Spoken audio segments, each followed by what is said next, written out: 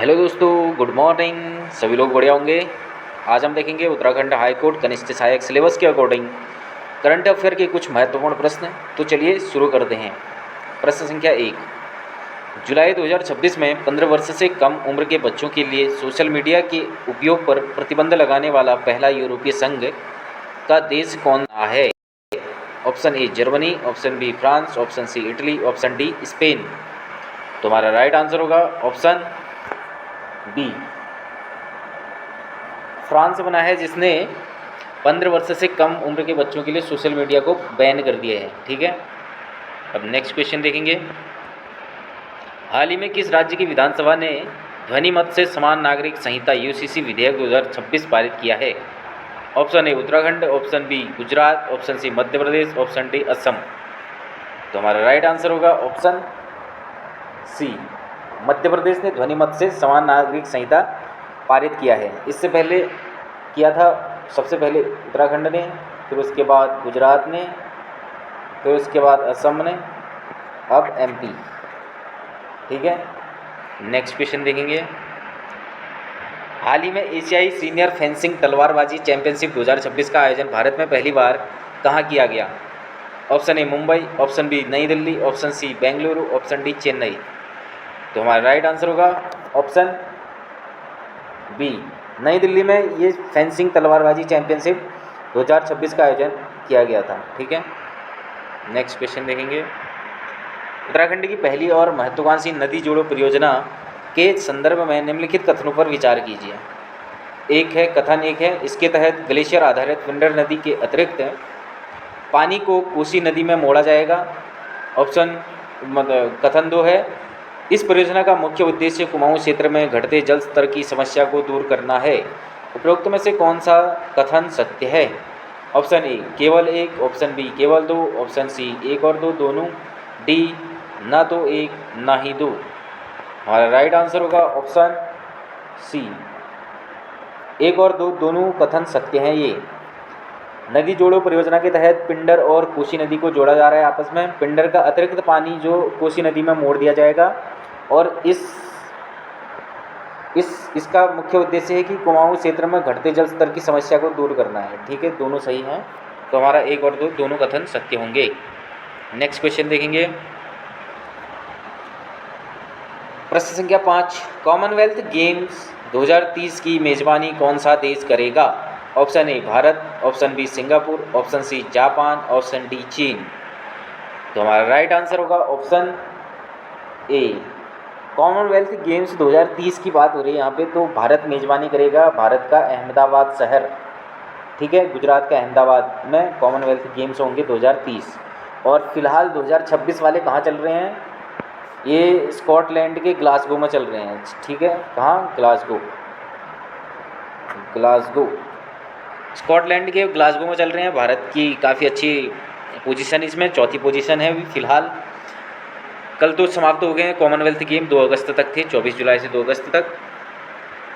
अब देखते हैं, एक बार देख लेना आप कॉमनवेल्थ गेम्स में पदक तालिका को। ठीक है। नेक्स्ट क्वेश्चन देखते हैं। हाल ही में सुर्खियों में रहा नक्षत्र सभा अभियान उत्तराखंड के किस विभाग की एक अनूठी पहल है? ऑप्शन ए उत्तराखंड अंतरिक्ष अनुप्रयोग केंद्र यूसैक, ऑप्शन बी उत्तराखंड विज्ञान एवं प्रौद्योगिकी परिषद UCOST, option C Uttarakhand Paryatan Vikas board UTDB, option D वन एवं पर्यावरण विभाग उत्तराखंड। तो हमारा राइट आंसर होगा option C, Uttarakhand Paryatan Vikas board की एक अनूठी पहल है नक्षत्र सभा। और इसकी स्थापना हुई थी मसूरी में, जॉर्ज एवरेस्ट जो भवन है वहाँ पे नक्षत्र सभा की। और ये पर्यटन, खगोलीय पर्यटन को बढ़ावा देने के लिए नक्षत्र सभा को शुरू किया गया है। ठीक है। और नेक्स्ट क्वेश्चन देखेंगे। प्रश्न संख्या 7। वर्ष 2026 में आयोजित होने वाले यूनेस्को विश्व धरोहर समिति यूनेस्को वर्ल्ड हेरिटेज कमेटी के आगामी सत्र की अध्यक्षता और मेजबानी के लिए किस देश को चुना गया है? Option A France, option B Bharat, option C Japan, option D मिस्र।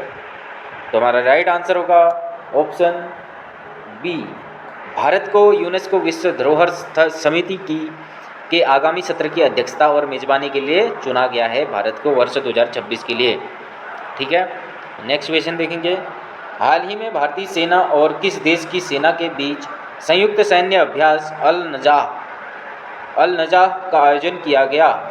Option A Oman, option B संयुक्त अरब अमीरात यूएई, ऑप्शन सी सऊदी अरब, ऑप्शन डी कतर।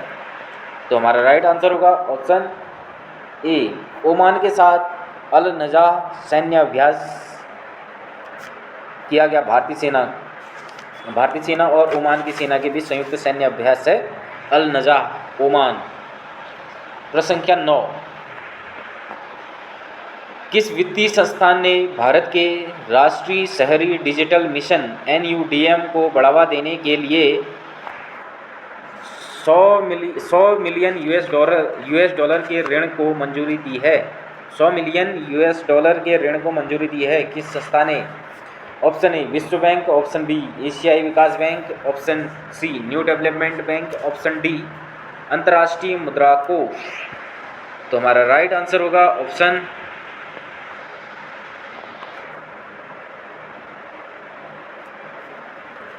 ADB, एशियाई विकास बैंक ने।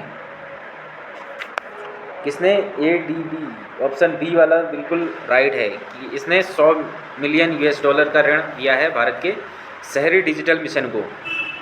इसने डिजिटल गवर्नेंस और बुनियादी ढांचे को आधुनिक बनाने के लिए ऋण को मंजूरी दी है। ठीक है, एशियाई विकास बैंक ने।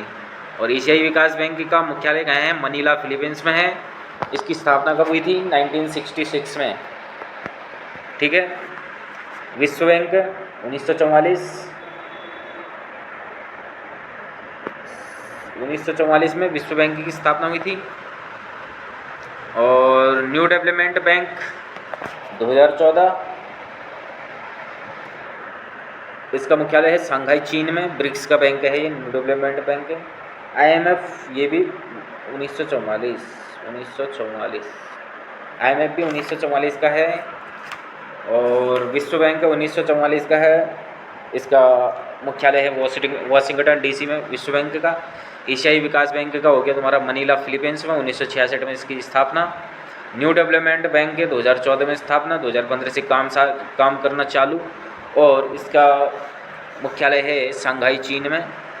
और अंतर्राष्ट्रीय मुद्रा कोष IMF की स्थापना हुई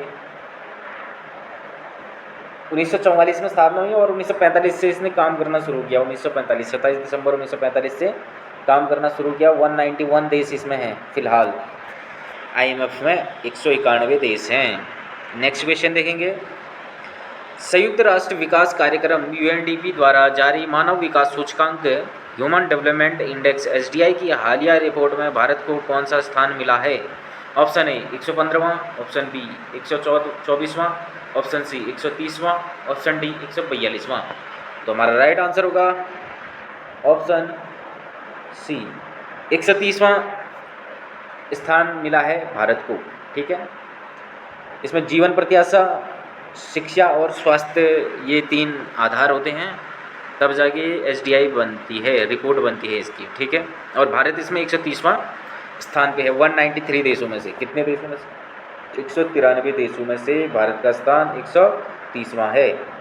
ठीक है, तो दोस्तों आज के क्वेश्चन यहीं पे समाप्त होते हैं। कैसे लगे आपको कमेंट में ज़रूर बताएं और मेरे साथ जुड़े रहने के लिए लाइक, शेयर एंड सब्सक्राइब अवश्य करें। धन्यवाद।